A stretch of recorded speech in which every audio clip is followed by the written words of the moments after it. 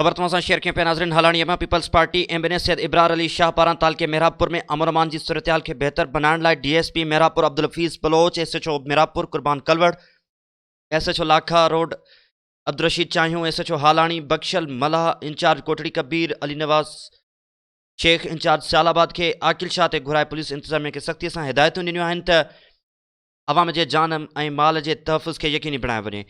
Saqib Ali Sial ji report मूजिब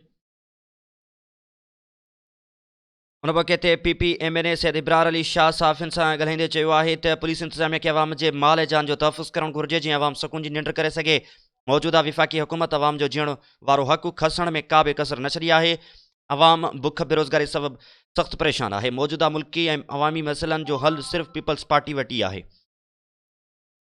PP MNA Syed Ibrar Shah वधीक चयो त 9 साल तब्दीली जो साल आहे। मौजूदा सिलेक्टेड ऐं कुटपुतली वज़ीर आज़म जो घर वञण जो साल आहे। पीपल्स पार्टी बिलावल भुट्टो ज़रदारी जी क़यादत में इस्लामाबाद ॾांहुं हिकु मार्च कयो वेंदो, जंहिंमें लखें अवाम शामिल थी हुकूमत खे घर भेड़ो कंदो। हुन चयो त मुल्क में बिजली ऐं गैस जो बहरान मौजूदा हुकूमत जी नाअहलीअ जो चिटो सबूत आहे।